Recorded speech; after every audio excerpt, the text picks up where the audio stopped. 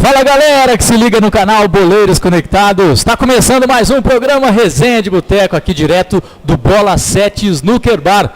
Mais um programa e como todos, um convidado especial. Desta vez estamos aqui recebendo Fernando Fontana, mais conhecido como Fefon. Uma honra muito grande ter você aqui hoje, Fefon. A honra é toda minha, obrigado pelo convite aí, muito legal estar aqui com vocês, valeu ao Paulo também. Olha, queria dizer que quando fui convidado, gostei muito, né? O programa de vocês sempre um sucesso muito grande, então é muito legal estar participando e falando de coisas que a gente gosta muito, que é futebol. Com certeza.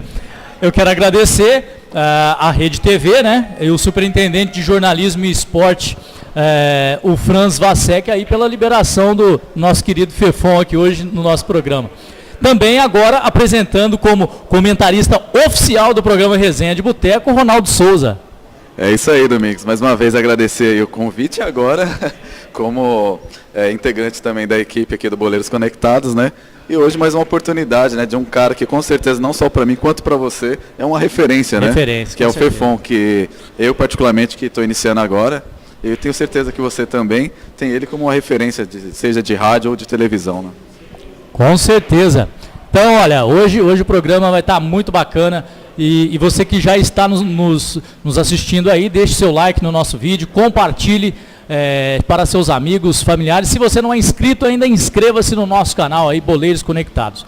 Beleza? Vamos começar a falar um pouco de futebol, rodada do final de semana, que está pegando fogo agora o Campeonato Brasileiro no segundo turno.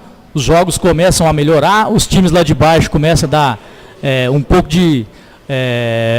de gás agora para ver se sai lá da zona de rebaixamento. E isso aconteceu no jogo do Flamengo, né? Flamengo e Ceará. O Ceará foi lá no Maracanã, jogo das 11 da manhã, Fefon, e ganhou de 1-0, hein? Pois é, verdade, o Ceará conseguiu uma vitória, e o Ceará é aquele time que joga muito retrancado, né, tanto em casa quanto fora de casa, joga bem fechado, então dificulta bastante o adversário. O Flamengo até teve chance, eu acompanhei o jogo, o Flamengo perdeu algumas chances, principalmente o Paquetá, perdeu uns 3 ou 4 gols, mas aí o Flamengo acabou tomando o gol. Acontecem umas coisas esquisitas com o Flamengo, né? É verdade, e tem uma coisa bem antes tinha coisas que só aconteciam com o Botafogo, agora também. É complicado, né? Tem duas coisas bem atípicas, né? Eu acho que esse horário às 11 horas, os times grandes têm tido dificuldades, né? Tem mesmo. Eu observo que, eu acho que talvez até pela rotina dos jogadores, tudo bem que isso também é dos dois lados, mas acho que para quem busca o resultado, tem tido um pouco mais de dificuldade. Quanto à equipe do Ceará, o que a gente pode observar que nesse segundo turno, o Ceará vem com uma outra postura, né? Engrossou para cima do Internacional, o São Paulo também teve dificuldade, e agora o Flamengo, que amassou o jogo inteiro em cima, incisivo o seu ataque, e num contra-ataque no finalzinho, nos acréscimos, o Ceará foi lá e fez o tento. E o Paquetá muito vaiado, né, pela torcida, o que eu achei meio absurdo. Eu não vaiaria o Paquetá. Estranho, eu acho que né? O Paquetá é um dos principais jogadores desse time do Flamengo, e aí o Lisca até brincou, né? Então, já que estão vaiando ele, pode mandar ele pro Ceará que eu quero. Pô, quem não gostaria de ter o Paquetá no time, né? É uma revelação aí do nosso futebol, né, e um cara que acabou de ser convocado pela seleção brasileira, claro, né? Um jovem promissor e já de está repente na seleção, sua primeira vaia pela equipe do Flamengo. Rapaz, que olha, parece que o Fefon até leu a minha pauta aqui, eu ia falar disso agora. Atropelei, desculpa. O Lucas Paquetá no jogo, ele foi um dos principais jogadores, Fefon.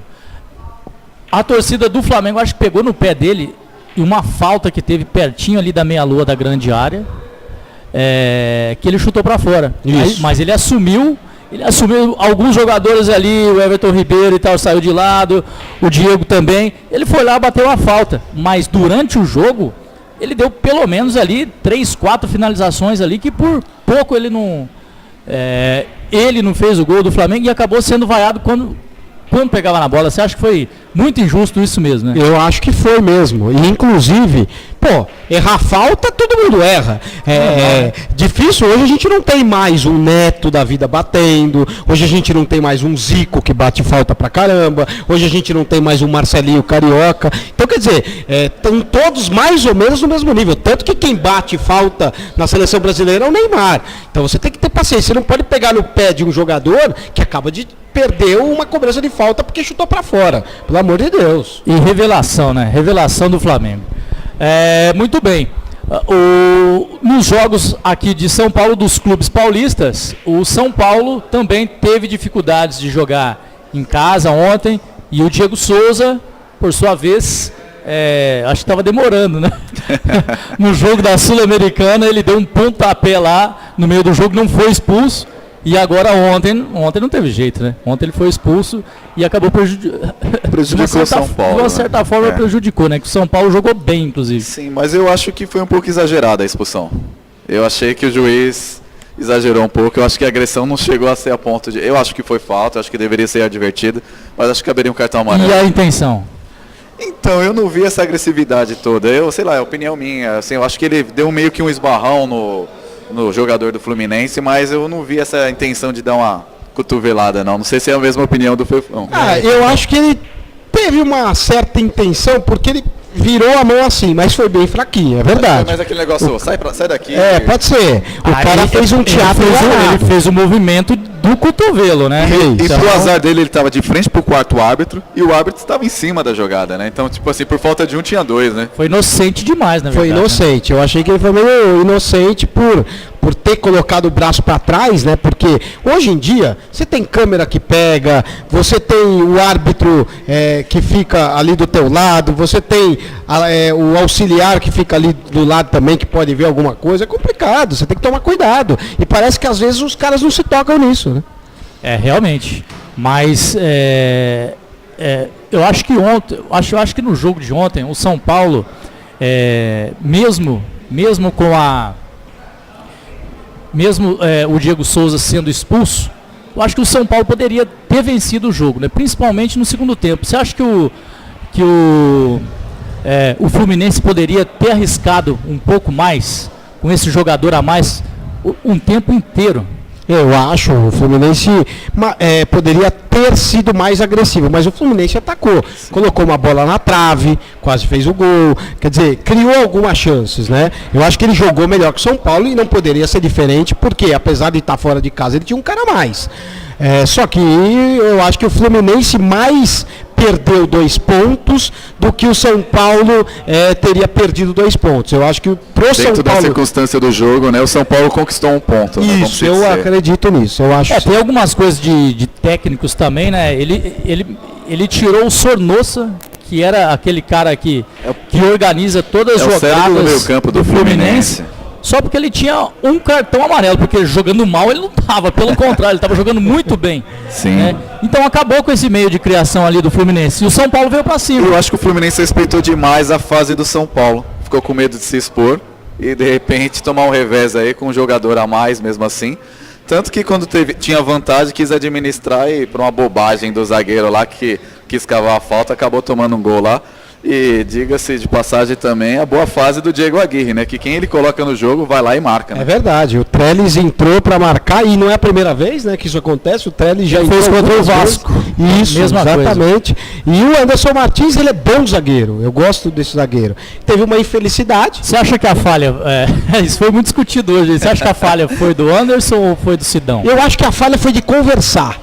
Né? Foi dos dois, né? Espera aí que eu tô chegando, ele também não percebeu o goleiro saindo, o goleiro não avisou que estava saindo, então eu acho que houve uma falha de comunicação ali entre os dois mesmo e acabou marcando o estádio cheio, também é difícil também essa comunicação, né? Ou às vezes até falou e... Mas o cara até grita, né? Tô chegando, eu acho que o Sidão não gritou nada, não. Quis se antecipar, né? Quis se antecipar e acabou... E foi um golaço, né? Foi, matou, né? Contrapé, né? Um dos gols mais bonitos contras que eu já vi, pô. Muito bem, então o São Paulo empatou, mas continua líder do campeonato. Mas está vendo aí no seu retrovisor aí alguns clubes subindo. Um deles, o Palmeiras, que para mim vai chegar lá na frente lá. Hein? Daqui a pouco a gente vai falar do Palmeiras. Fefon, como disse aqui o nosso comentarista Ronaldo Souza, você é uma referência no meio jornalístico. Obrigado, aí. Cara. E é mais fácil reportar, fazer matérias ou apresentar. E também sei que você gosta de narrar. Gosto muito também de narrar. Desde pequeno eu sempre quis ser narrador, né? Meu sonho era ser narrador. Escutava muito José Silvério, que era a minha grande referência. Ícone, né? né, um ícone, né? Com André certeza. Silvério É é espetacular. Eu escutava muito ele, e aí eu narrava, né? Narrava botão, a gente jogava botão, eu narrava. A gente tinha um time de futebol Pirilampos do Padroeiro, a gente tinha algumas jogadas e tal, e durante os jogos que eu guardava na memória e depois narrava pro pessoal. Então eu sempre gostei demais de narrar. Não que eu não goste de fazer as outras coisas, gosto também. Apresentar o Bola na Rede é o meu grande xodó, por exemplo, né? Programa que eu chego 2 da tarde para fazer, apesar dele entrar de madrugada. Eu pego o programa, eu ajudo a montar o espelho com mais um editor-chefe. A gente pensa o programa juntos.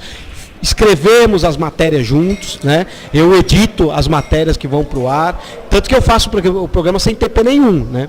Até porque eu já sei tudo que vai ser falado no programa, então você vive o programa, aí o programa fica com a sua cara. Legal. E reportagem eu sempre fiz e também é bem bacana. A gente tem quadro no RTV News, que é o Deu o Que Falar, que é um quadro bem legal também, então a gente faz um pouquinho de cada coisa. O Bola na Rede, ele teve várias fases, né? Teve alguns outros apresentadores que você trabalhou diretamente com eles. Claro, também, né? sim. Grandes referências, né? O Vanucci, né? O Fernando Vanucci apresentou. Grande, O Roberto Vanucci. Avalone apresentou. Avalone. Juca Kifuri apresentou. Cajuru participou também. Eu queria perguntar, eu sabia que você ia chegar aí. Como que era trabalhar com o Jorge Cajuru, hein? Ele era polêmico demais, né? O Jorge Cajuru que criou o Fefon. O Fefon, o apelido foi ele. Fernando Fon de Fontana, foi o Cajuru que criou, né? Eu comecei a fazer algumas reportagens para o Cajuru no programa dele, e ele começou a chamar de Fefon, e aí pegou. Né? Cajuru é um cara que eu gosto muito, sempre me dei muito bem com ele, um cara extraordinário, bom coração, muito bom coração, engraçadíssimo e espontâneo, né? Então, Ele tem a marca dele, tem o perfil dele, né? Aquela marca registrada dele, aquele exatamente, jeito. é o jeito dele. Como nosso programa chama Resenha de Boteco, você tem alguma resenha com o Jorge Cajuru ou com algum outro jornalista, um apresentador desse que você citou aí, de bastidor aí, que você pode contar pra gente aqui ou não? Tenho várias. Bom, teve uma do Cajuru que o oficial de justiça foi tentar encontrar ele na Rede TV. E aí o produtor chegou pro chefe de plantão, aí nem vou dizer o nome, falou assim, tem um oficial de justiça aí querendo falar com o chefe de plantão. Aí o chefe de plantão, quem é o chefe de plantão, cara? O senhor, eu não tenho nada a ver com isso não. Aí o Cajuru não tinha como sair da televisão, aí o meu parava lá dentro, ele foi no porta-mala do meu carro, e ele se escondeu lá, eu saí com o meu carro para ele se livrar do oficial de justiça. Que situação, hein? Que coisa, hein? O Cajuru tem história. O Avalone também tem muita história legal dele também. Interrogação. Teve uma vez, da Avalone, como é que foi? Foi até engraçado, ele estava apresentando o programa, aí o Ibope estava altíssimo, começou a cair. E aí alguém falou para ele, o Terence falou para ele, olha, chama o comercial, né? E a gente tinha um Ibope no estúdio, ele chamou o comercial, e aí ele ficou olhando o Ibope, e no comercial o Ibope começou a subir. Aí ele, meu Deus, mas está subindo no break? Não sei o que, pá. Aí beleza, aí voltou para ele alto, porque no break subiu. Voltou pra ele e começou a cair de novo. Aí os caras falaram, Avalone, chama o break de novo. Aí vamos queimar mais um que caiu. Aí ele chamou o break, ele ficou olhando ele.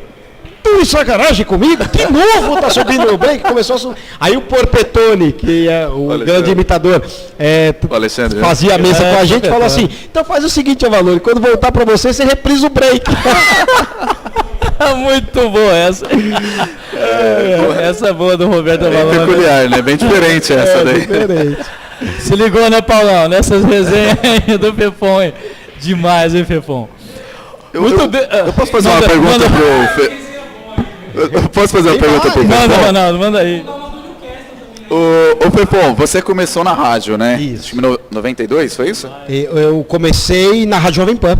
92? Rádio Jovem Pan em 96. 6. Isso. Não, legal. E assim, você foi um dos precursores também no início da transmissão via internet, né? Isso. Não sei se você lembra do site pelé.net? Isso, né? Isso mesmo. Então. Nós que transmitimos o primeiro jogo via internet, eu e o Ari Rocco, que na época também fazia futebol argentino pela Jovem Pan, o Jovem Pan no Mundo da Bola, que era apresentado pelo Flávio Paz, ainda é apresentado, mas mudou de horário, está mais à tarde, no domingo. Antes era aquele período do sábado de manhã, né? E agora é sábado à tarde. E foi muito legal, porque ninguém esperava, foi uma coisa inédita, né? E eu ia até te perguntar justamente nisso, né? Porque assim, você viu a transformação, né, da chegada dessa nova mídia, que eu acho que cada vez é mais importante, né? E eu queria a sua opinião em relação à importância hoje do jornalista, e até propriamente o locutor esportivo, o radialista, de estar interagindo com essa nova mídia. E o que transformou isso na profissão de vocês? Então, eu acho essa sua pergunta é muito legal, porque a gente sabe que está mudando muito, né? A coisa está mudando. Daqui a alguns anos, com certeza, as redes sociais elas vão ser até maiores ou do mesmo nível hoje que as emissoras de TV. E tem muita gente que está migrando para este lado, inclusive as próprias televisões, a Rede TV hoje, por exemplo, ela inovou e ela tem uma programação própria para a internet. Então é muito legal isso, o Franz Vasek acabou pensando nisso, que foi uma coisa assim espetacular, né? E a Rede TV saiu na frente, através do seu Amilcar e também da Levo e também do Marcelo de Carvalho, e eu acho que o futuro vai ser a internet. Inclusive, hoje existem pessoas, personalidades, que eles estão deixando de dar entrevista para as televisões, estão deixando de participar de programas, para elas falarem nas próprias redes sociais. O Neymar, por exemplo, quando acabou o Mundial e o Brasil acabou sendo eliminado, o Neymar falou com alguém? Tem a assessoria de imprensa, não lançou a nota e ponto, né? Então, mas todo mundo fala... Só através da sua rede social. O Neymar não, todo mundo fala que o Neymar não falou com ninguém, certo? O Neymar falou sim. A rede social do Neymar tem 200 milhões de pessoas. 200 milhões de pessoas leram o que ele escreveu. Então ele falou. Então isso está acontecendo. Vou contar até um bastidor que aconteceu, que o Neymar fez aquela propaganda da Gillette e foi muito criticada, né, por todo mundo. A Gillette deixou de patrocinar algumas televisões e entrou diretamente no site do Neymar para patrocinar. O Cristiano Ronaldo está conseguindo patrocinadores só com os blogs que ele faz, com as entradas ao vivo. Então, isso está mudando. Os jogadores estão falando muito mais, por exemplo, principalmente as grandes personalidades, para as redes sociais, e eu acho que isso vai virar uma tendência, do que para os outros lugares. E isso atrai os próprios investidores e patrocinadores para a rede social, acaba se afastando um pouco da TV, né? Esse comercial mesmo aí foi coisa de 1 milhão, se não me engano, alguma coisa isso. Então, realmente... eu acho que o futuro está aí. E agora as emissoras estão começando a perceber. A Rede TV, por exemplo, percebeu isso. A Rede TV, para mim, saiu na frente. Com essa programação que ela tem, a tendência vai ser essa. Eu vi um debate político no Facebook da Rede TV. Foi uma coisa assim, uma audiência. Foi um debate espetacular. Foi um debate que a Rede TV inovou, colocou até os políticos frente a frente. Como se fosse um confronto mesmo ali, né? De ideias, né? Obviamente. Mas exatamente. Assim, uma coisa mais esclarecida ali. São aquelas duas pessoas que estão conflitando as suas ideias, né? Isso, exatamente. Então, foi muito legal, foi muito revolucionário. A audiência foi espetacular, tanto na televisão quanto nas redes sociais. Então é isso aí, cara. As redes sociais elas estão crescendo cada vez mais.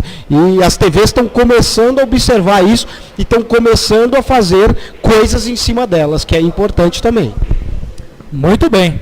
Estamos aqui no Bola 7 Snooker Bar, toda segunda-feira, 19h30. Se você quiser assistir o nosso programa, venha para cá, você participa junto com a gente, interage aqui com os nossos convidados e comentaristas também. Toda segunda-feira aqui na rua São Caetano 157, rua João Pessoa 157 aqui em São Caetano. Beleza? Seguindo aqui, temos aí também no final de semana o Vasco que está numa situação que cada vez mais vai caindo. Postulando a candidato a rebaixamento. Tem um jogo a menos, e esse jogo a menos, inclusive, é contra o Santos também, mas na Vila Belmiro. O Santos em ascensão, né? Detalhe. E o Santos em ascensão. 3 gols do Gabigol. Foi destaque, né? Não, com certeza. O Gabigol que parece que está recuperando a confiança dele, né? Parece que quando ele chegou no Santos, ele adquiriu novamente o bom futebol e depois deu uma apagada. E acho que agora com a vinda do técnico Cuca, que eu acho que a partir de agora começa a demonstrar o trabalho dele de forma mais incisiva, né? O Cuca normalmente quando ele chega em algum clube demora para as coisas acontecerem, mas quando engrena o Cuca é um excelente treinador e com certeza você também é reflexo do trabalho dele, né? Com certeza, ele começou bem com o Dorival, né? Sim. Começou bem com o Dorival e aí quando chegou o Jair Ventura, ele parece que caiu muito de produção, não sei se não se adaptou ao esquema do Jair, e quando o Jair Ventura saiu, chegou o Cuca, ele voltou a crescer, né? Voltou a mostrar um futebol um pouco melhor. A tendência do Santos é lutar para não cair, essa é a tendência do Santos. Eu não acredito em coisas muito maiores, até porque a gente sabe que está uma bagunça o Santos, o Ricardo Gomes saiu hoje, foi pro hoje. Exatamente, saiu não hoje. Sabia. 2 meses no cargo só. Isso, 2 meses no cargo, o Gustavo ficou 20 dias e o William ainda também já tinha pedido para sair também. São dois diretores que pediram para sair. Quando você tem 2 diretores que pedem para sair num período curto, alguma coisa não está bem lá. Alguma coisa não está bem lá. Exatamente. E aí o Cuca briga diretamente com o presidente, o clima no Santos não é bom. O engraçado é que o Cuca, depois daquela situação na Libertadores da América, chegou e bateu na diretoria do Santos. E o Ricardo Gomes foi lá querer colocar os panos quentes, né? E agora, surpreendido aí com essa notícia. Mas porque teve resposta do Carlos Pérez, inclusive para jornalistas, emissoras de TV. Eu acho que isso tem que resolver internamente, né? Claro, e para você ter uma ideia, o Cuca, ele não bateu só nele, neste caso do Carlos Sanches, né? Ele já tinha batido no presidente no jogo contra o Sport. Quando venceu por 3-0, o presidente deu uma entrevista dizendo que ia trazer um atacante. E o Cuca falou, inclusive a gente colocou no Bola na Rede, colocamos lá na Rede TV, na programação da Rede TV, essa declaração do Cuca. Ele falou assim, ao invés do presidente, depois de ganhar de 3-0, dar moral para os caras que estão aqui, ele está falando em contratar gente de fora. O presidente que fale o que ele quiser. A partir daí já criou um pé de guerra entre o presidente. Já deixou uma situação embaraçosa. Né? O que você acha dessa administração do Carlos Pérez em si, o presidente do Santos? Eu acho uma administração fraca. Primeiro, essa história do Carlos Sanches é um absurdo. Você contratar um cara e você não saber o histórico do cara, e você perder uma Libertadores, e eu não digo que o Santos ia ganhar a Libertadores, mas pelo menos uma classificação, porque você não sabe disso, é um amadorismo sem tamanho, fundamento, não é? Eu acho que o beabá do futebol, como o Cuca disse, é isso mesmo, você tem que saber. E a administração do Santos, ela não é boa. Troca muito de treinador, coisa que eu não gosto. Eu acho que você tem que manter uma filosofia. Você traz 3 treinadores que trabalham de formas completamente diferentes, mostra que você não tem planejamento. Então, a diretoria do Santos, eu acho que está muito mal. Pelo discurso dele na hora da eleição, está fazendo nada do que ele falou.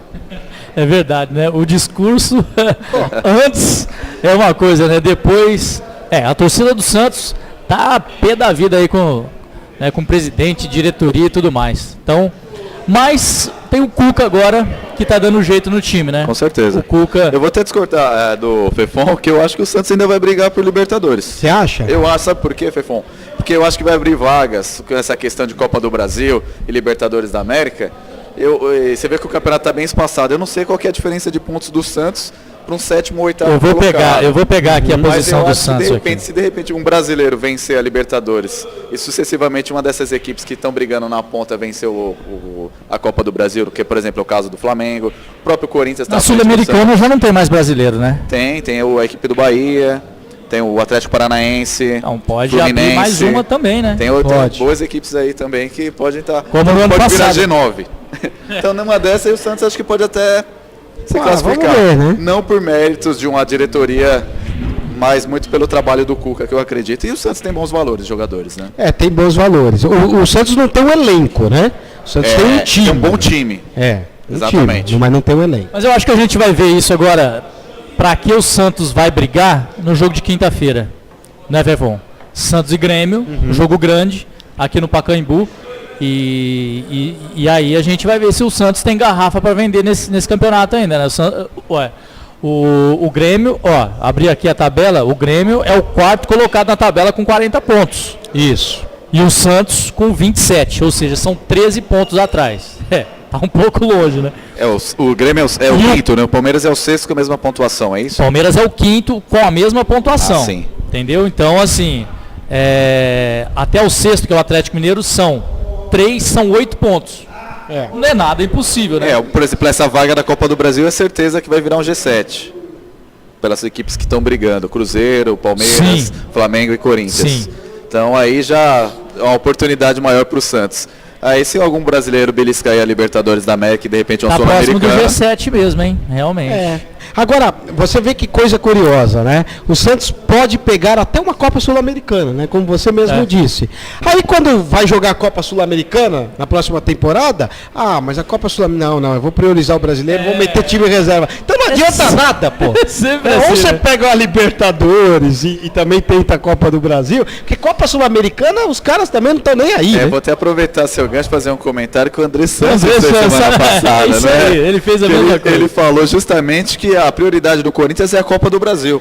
A gente pensa, o time passa um ano inteiro tentando uma classificação na Libertadores para no outro ano dizer que a prioridade é um outro campeonato? Não faz sentido, né? Embora eu acho que essa desclassificação do time do Corinthians na Taça Libertadores foi perfeita. Por quê? Acho que o Corinthians não tem elenco para disputar 3 competições. Não tem. Elenco para disputar um título da Libertadores seria impossível vencer. A Copa do Brasil já está mais próximo. Já está numa semifinais e tal. 50 milhões na Copa do Brasil esse ano, né? É o dobro do valor que a Libertadores está pagando para o campeão. É isso. E o Corinthians precisa de dinheiro, precisa de grana. É isso. Saindo da Libertadores vai dar um pouco mais de calma, tranquilidade, porque no brasileiro também não está em bons lençóis. Então tem que sair lá de baixo também. Está no meio da tabela, mas está 7 pontos à frente do 17º colocado, né, Fefão? Então, para mim foi essencial essa despedida do Libertadores. Então, eu acho assim que essa declaração do Andrés, como você foi infeliz, né? Então, foi infeliz, mas eu entendi a ideia dele. Não concordo, acho que a Libertadores tem que sempre ser prioridade, né? Porque é o torneio que te promove, o torneio que te leva para o Mundial, enfim, uma série de coisas, apesar de não ser o mais rentável. Mas ele está pensando hoje num Corinthians quebrado, e se ele vencer a Copa do Brasil, ele ganha muito mais dinheiro, né? E ele sabe que ele não tem time para ganhar a Libertadores. Ele sabe disso. Então eu acho que o discurso foi para focar numa competição mesmo, esquecer um pouco das outras. Eu quero a Copa do Brasil. Agora, ser eliminado da Libertadores, o Osmar Loss continua ali, tranquilo. Quando for eliminado da Copa do Brasil, a pressão da diretoria, não estou falando de torcida, em cima do Osmar Loss, eu acho que vai ficar maior. Com certeza, eu também concordo, viu? Eu não vejo bom trabalho do Osmar Loss, viu? Eu até tento olhar com bons olhos, mas no sábado, por exemplo, eu acompanhei o jogo do Corinthians e Atlético Mineiro, e um dos melhores jogadores do Corinthians, o menos pior, vamos dizer assim, que estava ainda causando alguma preocupação na defesa do Galo, era o paraguaio Romero. O Ángel Arauz, jogando muito mal, não acertava um passe. Aí a torcida pedia, né? Troca. Ele foi lá, ele tirou o Romero e deixou o Arauz. Aí ele pediu, né? A torcida ficou louca com ele. Eu vejo 2 pontos, assim, um positivo e negativo em relação ao Loss, assim, em termos até de justiça com o próprio treinador. Por exemplo, o Loss, ele perdeu muitas peças com o Corinthians, né? Isso é verdade. Sim, claro. Então, tipo assim, o Corinthians se desfez dos últimos times, assim, por 3 vezes praticamente, montou novos elencos. E só que o que aconteceu, por exemplo, quando a gente viu na época do Carille com o Tite, nessa transição, o Carille não mudou a forma do Corinthians jogar. Ele manteve aquele estilo de jogo. Verdade. Agora o Loss, no meio dessa turbulência, eu acho que ele deveria, como eu posso falar, não inventar tanto. Eu acho que ele quer dar a cara no time dele, de repente, sem ele ter as peças que ele precisa. No momento que, de repente, ele sabe que vai ser pressionado se o resultado não vir. Então, nesse ponto, eu acho que ele está falhando. Por outro lado, ele não tem as mesmas peças que antes o Corinthians tinha. Inclusive, eu concordo com você, e o Osmar Loz, ele, é bom que se diga, ele estava preparado para assumir o time do Corinthians daqui a uns 2 anos, né? Ele não estava preparado para assumir imediatamente. A ideia era continuar com o Carille por mais 2 anos. O Andrés não gostava do Carille, então a primeira oportunidade que o Carille teve de ir embora, o Carille foi. Porque o Carille ficou muito chateado quando ele recebeu a proposta do Atlético Mineiro, que o Andrés Sanches virou para ele e falou: não vou te aumentar o salário, se quiser vai. Ele se sentiu desvalorizado e eu me sentiria também, depois de ganhar tudo que ele ganhou. Né? Eu achei que o Andrés não agiu da maneira mais correta possível, e aí a primeira oportunidade que teve para ir para fora, ele foi. O Carille, inclusive, tem uma história dele, e eu já fiquei sabendo de pessoas muito ligadas a ele estava sendo preparado para assumir um time da França. E, inclusive, ele teria feito um curso, ele ia lá para a Europa para fazer um curso de técnico, porque no futebol francês você precisa ter um curso. O Ricardo Gomes foi cogitado para ser técnico, né, do Bordeaux, e não foi porque ele não tinha o curso. Então ele foi como diretor. Então você precisa ter esse curso. Então já estava tudo programado, mas aí pintou essa proposta que nem era tão mais vantajosa assim, era um pouquinho mais apenas da proposta europeia que ele teria. E ele acabou desistindo de ir. Era o Bordeaux mesmo, se eu não me engano. Eu acho que era o Bordeaux mesmo. O Bordeaux. Era. Então, e aí ele acabou preferindo ir para o mundo árabe. Tinha gente que não queria que ele fosse, ligada a ele, mas ele acabou optando por isso. Você acha que se o Osmar Loz sai hoje do Corinthians, tem alguém no mercado aí que assumiria bem esse time do Corinthians aí, Fefão? É difícil, hein? Olha. O projeto. Eu acho que o projeto não. O que você acha do projeto? Olha, eu vou ser sincero, eu gostaria de ver ele em algum outro time grande de São Paulo. Você acha? Eu gostaria, eu gosto muito da figura do Vanderlei. Eu gosto em tudo quanto é time, né? Mas ninguém pega, né? Eu acho que o Corinthians correria atrás do Abel Braga, eu acho. Eu acho que é um nome mais certo, né? Eu acho. Mas não sei. O Dorival também, né? Tem o Dorival também. Mas não é a cara do Corinthians, não é né? a cara do Corinthians. Não. Estilo de jogo e tal. O estilo de jogo. A cara do Santos, assim, que dá uma prioridade para os jogadores jovens, futebol mais de ataque, né? Um cara que seria a cara do Corinthians vai estar empregado é o Mano, né? Eu acho que o Mano Menezes sim é um técnico que sai do Cruzeiro, né? Só se ele quiser, né? Então, começou aquele trabalho no Corinthians que foi muito bom. Estilo gaúcho, né? Inclusive, você pode ver que os técnicos que deram certo no Corinthians foram técnicos, como você mesmo disse aí, foram técnicos que seguiam mais ou menos a mesma linha, né?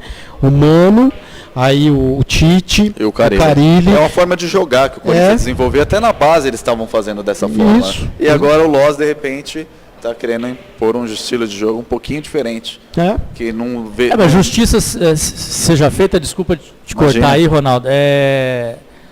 Eu acho que a diretoria do Corinthians, principalmente os presidentes, eles foram pego meio de surpresas, né?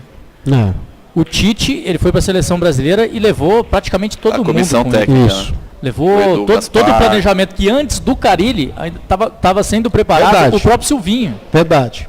Então, aí, ok. Depois veio o Carille, também foi embora, levou mais uma galera. Isso. Até o preparador de goleiros, o Mauri, que é parceiro nosso lá também, foi embora com ele. Então, assim, pegou meio de calças curtas e assim. E o Osmar Loz realmente não estava 100% preparado ainda, né? Não estava não. E um técnico que talvez eu apostasse, mas aí eu acredito que nenhum clube grande tem muita coragem de apostar, mas se eu fosse de um time grande eu apostava, era o Fernando Diniz. Mas o Fernando Diniz é meio questionável em relação a essa questão. Por exemplo, ele teve um trabalho agora no Atlético Paranaense que as coisas não aconteceram, né? Falta peças, na verdade. O futebol brasileiro eu acho. Mas ele saiu, o time jogou, vingou.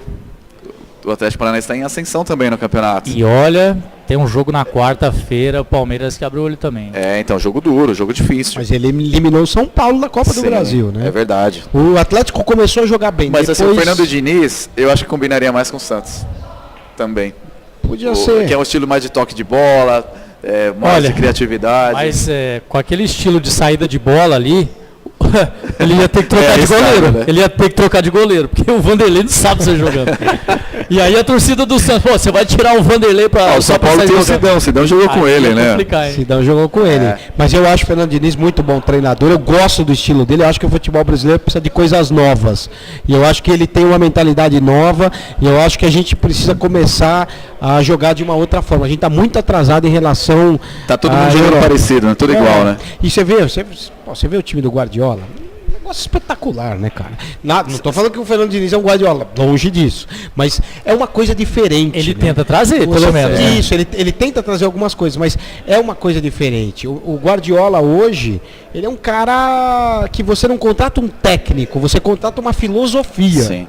É diferente. Então, você era até conhecido, quando você iniciou, como um especialista no futebol inglês, né? Isso, exatamente. E hoje, assim, nessa questão tática, você observa assim, essa safra de treinadores novos, tá mudando esse perfil, essa visão de futebol, essa visão de jogo, tá buscando mais informação, tá... E você acha que isso está moldando o futebol também de uma certa maneira, de um estilo de jogo diferente? Eu acho que sim, o futebol ele tem que mudar, então, né? Tipo, os técnicos acordaram de certa maneira. Assim, acordaram. O futebol brasileiro está um pouquinho atrasado nesse sentido. Está bem atrasado nesse sentido. Você pega as equipes europeias, o Napoli joga demais.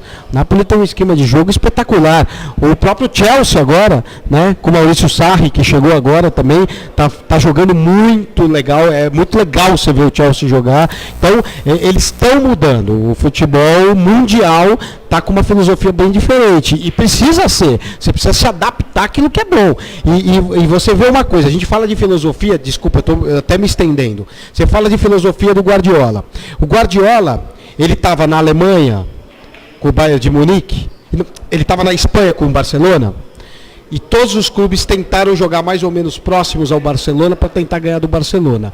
O futebol espanhol criou um jeito diferente de jogar. Todos tentaram seguir mais ou menos uma linha. Espanha campeã mundial. Ele foi para o Bayern de Munique, mesma coisa que aconteceu no Barcelona, aconteceu no Bayern de Munique. É verdade. A Alemanha campeã mundial. E a Inglaterra fez muito bem nessa Copa. Para 2022 espera a Inglaterra. E a safra é boa, né? A safra é boa. Tem razão. Tanto é que nessa última Copa agora, a Inglaterra foi a única seleção que jogou com todos os jogadores da Premier League da Inglaterra lá. Exatamente. Então, é uma filosofia. Você muda o país, você não muda só o teu time.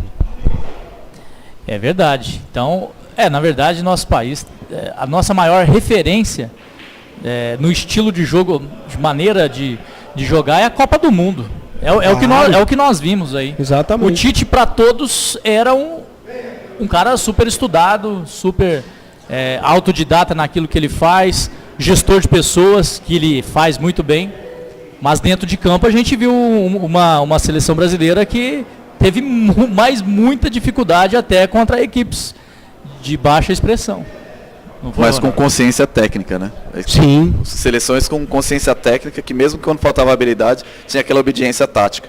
É verdade, mas assim, a gente não pode nem recriminar, porque o Tite pegou uma seleção toda desestruturada. Em pouco né? tempo, né? E a seleção só foi para a Copa e só fez a Copa que fez a ele, né? por causa do Tite. O Tite é o único responsável. A CBF é uma bagunça, Sim. Os caras são os picaretas, só querem saber de fazer negociata, estão se lixando para as categorias de base da seleção, para a seleção principal. Eles querem contratar um cara que ninguém vai encher o saco deles, para eles poderem fazer a negociata deles e ninguém ficar criticando. Eles querem um escudo. O Tite era um escudo.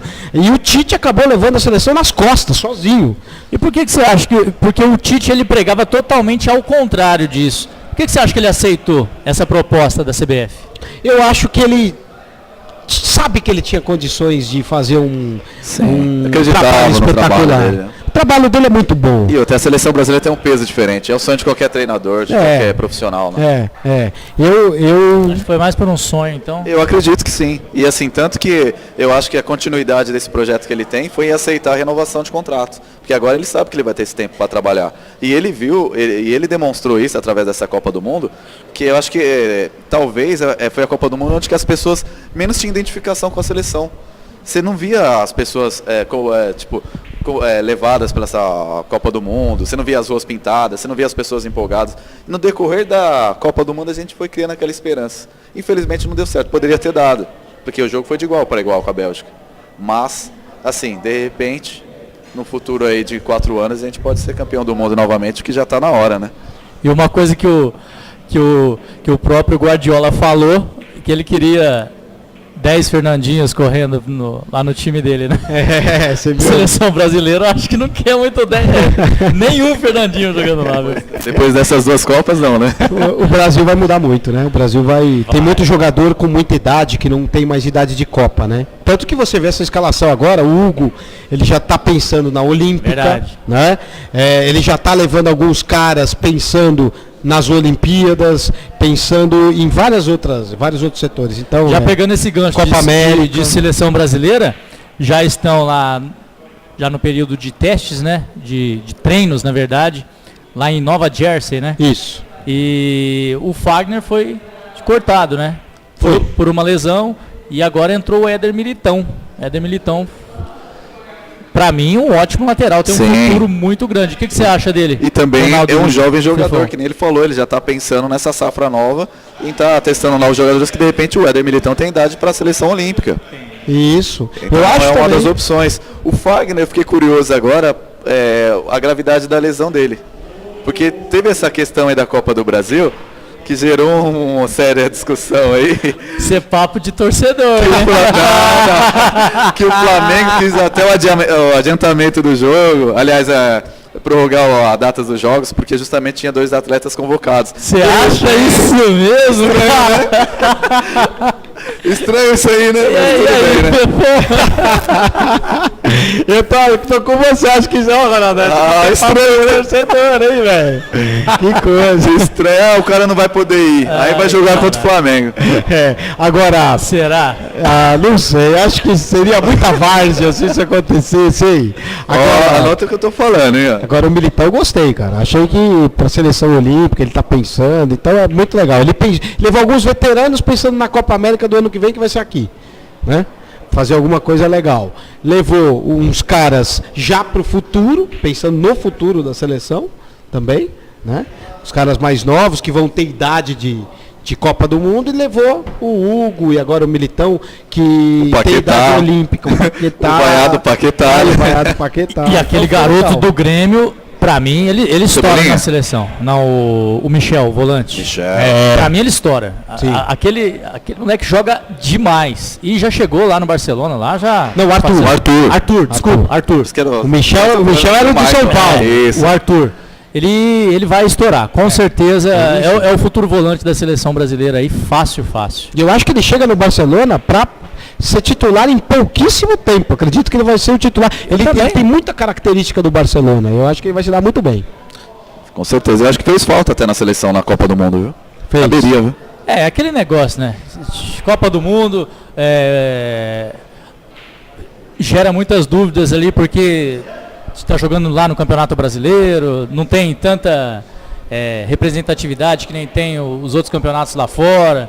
Então aí eu acho que deveria ter levado o Vinícius Júnior, eu acho que deveria ter levado o Arthur, mas ele vai testar. Mas pelo menos os dois, né? Mas agora ele vai ter o tempo, né? Vai ter o tempo necessário agora. Ele vai testar. E um monte de cara que não tem mais idade, né? O Cássio não tem mais idade para a próxima Copa.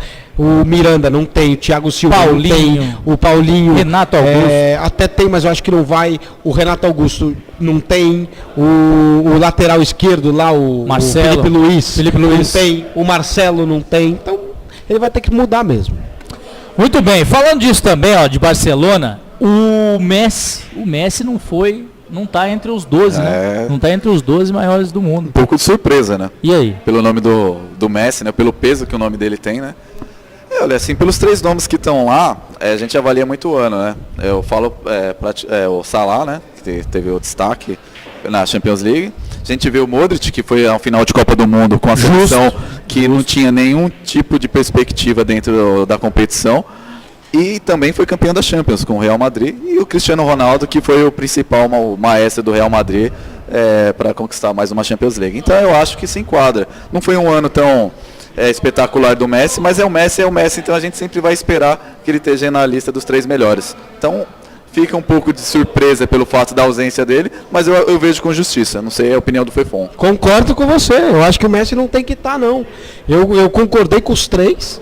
Achei que o Salah fez uma Copa ruim, né? Porque estava contundido, não jogou o primeiro jogo, saiu na primeira não ajudava fase, também. A seleção não ajudava, foi mal na Copa do Mundo, mas fez uma temporada espetacular. O Modric, como você disse, campeão da Champions, chegou na final da Copa. Eu acho que o Modric corre sério risco de ganhar. Eu acho que com justiça deveria ser o Modric. E o Cristiano Ronaldo fez uma temporada espetacular, né? Inclusive campeão da Champions. Não foi tão bem na Copa do Mundo, não achei que foi, mas fez uma belíssima temporada. Então eu acho que é justíssimo. Você acha que ele vai ter o mesmo sucesso que ele teve no Real Madrid lá na Juve? Acho que não. Acho que o futebol é diferente. Você vai ter mais dificuldade para marcar gol. Porque na Itália os caras marcam pra caramba, viu, velho? Mas o que a gente tem que admirar no Cristiano Ronaldo é que ele não se acomoda, né? Não. Ele encarou isso como um desafio. Então não dá pra subestimar o cara, né? Não dá pra subestimar. Não dá, porque ele é espetacular, um atleta sensacional. É um dos maiores que eu vi jogar. O maior que eu vi jogar foi o Maradona. Que eu vi jogar. Não tô colocando Pelé porque eu não vi em videotape. Que eu vi jogar foi o Maradona. Mas Cristiano Ronaldo e dos Ronaldos, quem foi o melhor? Não, o Cristiano Ronaldo foi o melhor. Cristiano Ronaldo? Eu acho. Eu acho. O que você acha, Domingos? Tem gente falando que o Valdívia aqui, pelo amor de Deus. Né? Valdívia? Pelo amor de Deus. Pô, daqui a pouco os caras estão colocando o Bernard, alegria nas pernas. Alegria nas pernas. Não vou dizer quem falou isso não, mas tudo bem. Foi o Paulo Reale aí, ó. Paulo Reale, palmeirense. Paulo Reale tá de brincadeira. Valdívia. Né? Pô, e se ele falasse Ademir da Guia, a gente até entenderia. Vamos jogar. Daqui a pouco ele vai falar que é o Barcos. Ele quis dizer que eliminou o Corinthians. Então que falasse o Marcos, vai o Marcos. Foi o maior 10 que ele viu jogar, ele quis dizer isso. Aí sim. Era melhor falar o agora Marcos. Agora tá explicado o que ele falou do Fagner aqui, viu? Aí, Fefão, se ligou, né? Falando de Palmeiras que enfrenta o Atlético Paranaense, no final de semana foi a Chapecó com o time do brasileiro, não é o time alternativo, não, o time do brasileiro, e bateu a Chape por 2-1. E o Palmeiras está chegando 5 pontinhos atrás do São Paulo só. Tá estreitando a diferença, né? Um pouco de surpresa, eu acho que para a maioria das pessoas, justamente porque o Palmeiras está priorizando as competições de mata-mata. Então, assim, essa questão que o Felipão está fazendo de girar o elenco, propriamente está dando até uma condição do quê? De estar resguardando seus jogadores, os jogadores estão jogando com a qualidade física um pouco superior e qualidade técnica o elenco do Palmeiras tem de sobra. Você olha o time B do Palmeiras, é brincadeira, né? Ele está contundido, mas você olha o meio campo do Palmeiras, é Gustavo Scarpa e Lucas Lima. Você olha um ataque, você tem peças como o William, que sempre está nesse time, e tem o Daverson. O que você achou? Tá matador agora. O que você achou do Daverson naquela... Cara, engraçado, pra mim foi hilário, algo ridículo, na verdade. Ridículo. Mas funcionou dentro da ótica do que ele foi queria expulso. fazer. Mas ele queria tumultuar para acabar o jogo. Ele queria ganhar tempo. O que gerou... Ele é burro, né? Não, então eu acho que dentro daquela situação ele falou, se eu fazer uma graça aqui, eu vou ganhar 2-3 minutos. Na verdade, eu acho que ele quis jogar a torcida a favor dele contra a arbitragem. E inflamar o estádio. Mas... E ele tirou um cara com ele, né? Mas naquela situação, o Palmeiras já estava com um a menos. Então seria 3 minutos para acabar o jogo. Taticamente ali daria mais espaço ainda para jogar do Cerro pro Porteño, time do né? Cerro. E olha, o Cerro só não fez o 2-0 ali porque o Everton pegou 2 bolas boas ali. Na realidade ali o Felipe Melo pisou na bola, né? Ele comprometeu naquela partida. E assim, o Cerro é um time limitado. Se fosse um time com a qualidade técnica um pouco superior, ia dar uma suadeira um pouco maior. Porque se é o Colo-Colo do Valdívia, eu acho você que jogar praticamente, aliás, teve 11 minutos de acréscimo no segundo tempo e 3 no primeiro. Teve 11, mas ele só deu 10. O reloginho ligado lá, ele só deu 10. Se é o Boca, meu amigo. Se é um outro time, ele ia complicar a vida do Palmeiras e eu não sei como ia ser a vida do Felipe Melo no Palmeiras depois. Vou menos longe. Se é o Colo-Colo do Valdívia e do Barrios, eu acho que chegava ao segundo gol ali, porque tem técnica no meio. Tem. O Cerro não tinha esse cara. Não tinha esse cara para fazer uma jogada individual, com um espaço para jogar. Porque o Cerro Porteño, propriamente, ele não atacou tanto o Palmeiras.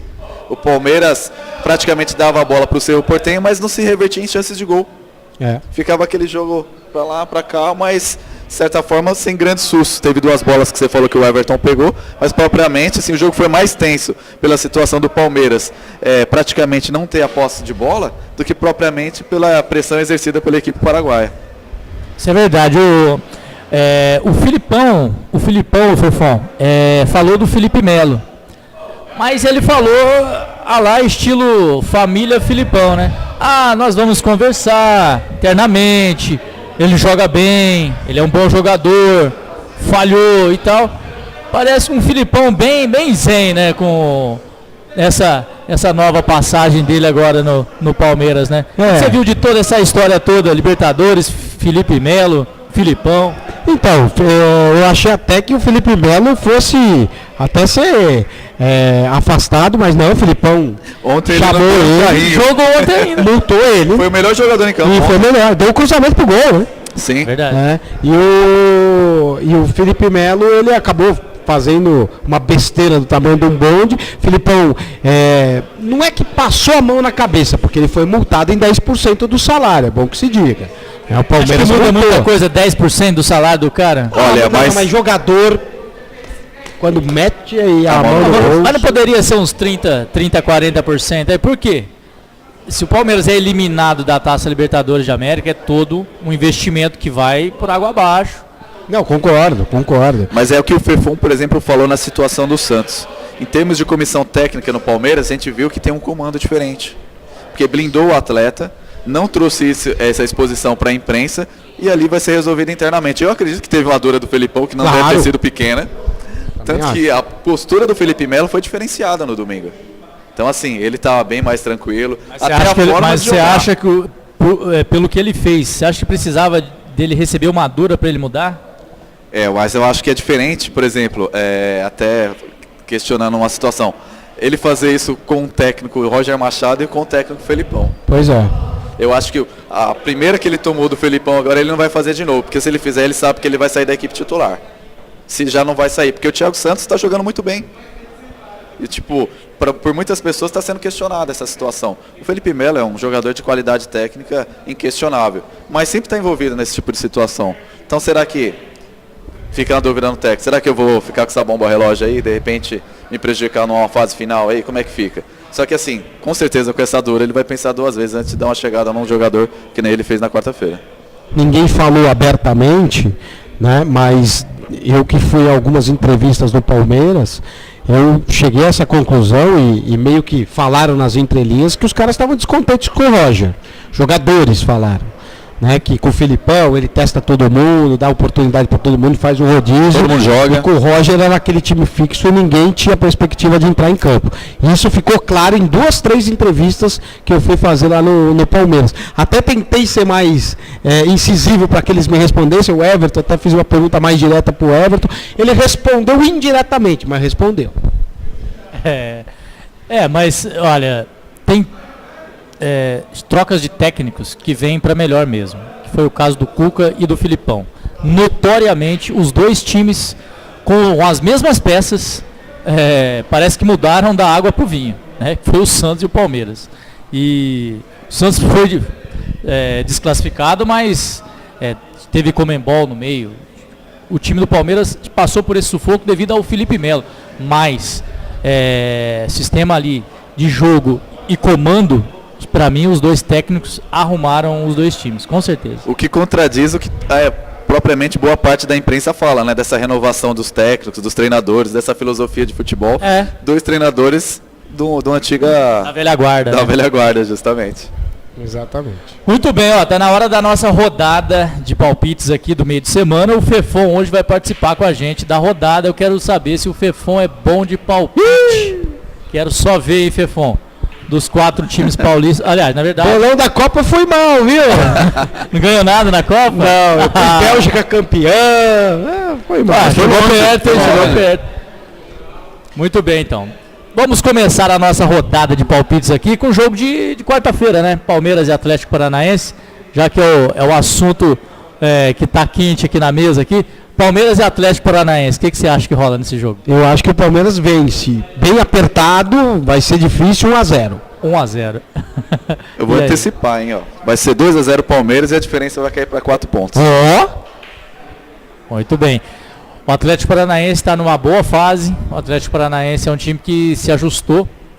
Eu acho que vai dar um empate aí, hein? Acho que vai dar um empate, mais um empate bom, 2-2. Caramba, cheio de gols, hein? Você tá otimista, pô. O Atlético Paranaense, o Felipão, cheio de gols. Se consagrar. O Felipão, jogo assim muito cheio de gols, não sei não, hein? Não, mas saíram 3 gols no último. Hein? Então, mas eu tô falando isso devido ao bom ataque que o time do Palmeiras tem e uma defesa daquele jeito. A defesa do Palmeiras não é tudo isso não. Defesa que ficou 9 jogos sem tomar gol. Mas também tem que ver os adversários que enfrentaram. Mas tudo bem. 2-2 é o meu palpite. Santos e Grêmio. Santos e Grêmio? 2-0 pro Grêmio. Olha. 2-0. Então, você tá vendo, é por isso que ele falou que o Santos vai disputar na parte de baixo da tabela. Ele já deu aí que o Grêmio já vai sentar a madeira no Santos dentro do Pacaembu ainda, hein? Eu aposto no empate, 1-1. Santos e Grêmio, eu vou apostar no Santos, cara. Vou apostar no Santos. Eu acho que o Santos ganha do Grêmio 2-1. 2-1 pro Santos. São Paulo enfrenta o Galo lá em Minas, no Horto. Difícil, hein? Parada dura. Entrou lá, tá morto. Será que vai acontecer isso com o São Paulo também, Fefão? Eu acho que o São Paulo empata lá. Acho que o São Paulo fica no 1-1. 1-1. Eu tô com o Fefão, 1-1. Eu acho que o Galo ganha. O Galo ganha. São Paulo tá numa fase boa, hein? Tá na fase boa, mas com alguns desfalques, inclusive vai estar sem o Everton ainda. Diego Souza expulso. Volta o Nenê, né? Que o Nenê volta e o Jusilei também. Mas eu acho que o Atlético Mineiro lá no Horto vai fazer valer o mando, vai cantar de galo lá dentro. Então o Atlético Mineiro vence lá também, vence 2-1. E para encerrar a rodada, o Corinthians, né? O Corinthians que joga no meio de semana. O Corinthians joga contra... Fugiu, hein? Adriano, agora me fugiu mesmo. Já vou pegar aqui rapidinho. Pega aí pra gente ver. Aqui, ó. Olha lá. Ceará lá. Isso aí. Vai ser no Castelão esse jogo, hein? Castelão, não vai ser no outro estádio que o Ceará costuma jogar, não. Às 8 da noite, na quarta-feira, Ceará e Corinthians. 1-1. 1-1. E aí? 1-1 também, eu vou ficar com o mesmo palpite. Ceará 1-0 no Corinthians. Você viu que pra eles, dos paulistas vai dar Santos. É verdade. Você tá querendo ensinar alguma coisa? Não, a gente não sabe? Ele que começou, foi Não, depois nós vamos pegar no vídeo, né? Vamos pegar, claro. E vamos ver quem vai ser o craque aqui dos... Eu não acertei nenhum semana passada. Isso você não falou nada, agora tá falando, tudo bem. Depois a gente vai pegar isso aí. Muito bom. Tá chegando ao final do nosso programa Resenha de Boteco. Passou bem rápido aqui, muitos assuntos ainda que ficaram no meio do caminho aqui, mas fica para um outro programa. Você vai ter que vir aqui para a gente discutir o resto de pautas aqui que ficou faltando. Com certeza. Então, espero que você tenha gostado, Fefon. Alguns dos nossos amigos aqui mandando abraços para você, legal. Luiz Henrique Gurian, Gurian. O Chico Garcia, olha o Chicão. E o Derlei aí, seu amigo também. É parceiraço. Inclusive eu vou estar no jogo dele, hein? Vai ter o jogo dele, eu vou estar lá. Ele organiza junto com o Flávio Prado, eu jogo todo ano. No final do ano isso aí? O Derlei é parceiraço, exatamente. Legal. Esse aí é fera. Muito bem, então, Fefão, eu quero agradecer realmente de coração, você é um cara show de bola, grande jornalista, repórter, apresentador, multifuncional aí no mundo de TV, né? Então, do rádio também. Faz um projeto muito legal com o Flávio Prado. Isso, inclusive de aula, né? A gente dá aula, dá um curso de transmissão esportiva, eu, Flávio Prado, o Bruno também, o Bruno Prado, que é um baita comentarista, eu acho ele espetacular, e a gente dá aula de transmissão esportiva, então é bem legal, a gente prepara repórter, narrador e comentarista para transmissão, então é bem bacana. Eu achei muito legal mesmo que eu cheguei a participar por um dia aí desse... Isso, o workshop. Você foi o workshop lá no campo do Nacional, na Rua Comendador Souza. Isso, a gente põe para narrar, os caras vão narrar lá, pô. Legal. Muito legal, bacana. Realmente. Você mandou bem, pô. Um abraço aí pro Flávio Prado também. Você mandou muito bem, pô. Tamo junto. Então, Fefão, eu agradeço e espero que você volte mais vezes, realmente. novamente no nosso programa aqui, que foi muito legal hoje ter você aqui. Eu que agradeço o convite, foi muito legal estar aqui com vocês, o papo muito bom, o programa muito bom. Paulo Reale também ali aplaudindo, muito legal. Espero voltar mais vezes com certeza. E tamo junto. Acho que vocês estão de parabéns. Vocês são muito bons. Futuro brilhante, programa muito gostoso. E parece que o tempo assim passa. Parece que a gente falou 10 minutos, né? Foi muito legal. Obrigado, viu, gente? Valeu, Fefão. Ronaldo Souza, agora comentarista oficial do nosso Boleiros Conectados, aqui do programa Resenha de Boteco. Você não falou seu time de coração, né? Um dia você vai falar. Todo mundo torce pro Juventus da Moca. É a maior torcida de São Paulo, né? Valeu, Ronaldo. Show de bola, hein? Obrigado, viu, Domingos? Seus comentários pontuais aqui também. Não, eu agradeço mais uma participação aí. E hoje foi uma aula de futebol aqui com o Fefon e com você. E só agradecimento mesmo. Muito bem. Esse foi Fernando Fontano Fefon, Ronaldo Souza, Douglas Domingos. Estamos no final do nosso programa. Eu quero agradecer aí a galera que assistiu o nosso programa. Deixe o seu like aí, compartilhe o nosso programa para os seus amigos, familiares aí assistir. Toda segunda-feira estamos aqui no Bola 7 Snooker Bar, na rua João Pessoa 157, em São Caetano do Sul. Bola 7 Snooker Bar. Então, se você quiser assistir aqui, vem junto com a gente. Não é inscrito ainda? Inscreva-se no nosso canal Boleiros Conectados. Beleza, galera? Ficamos por aqui e até a próxima segunda-feira. Valeu. Um abraço.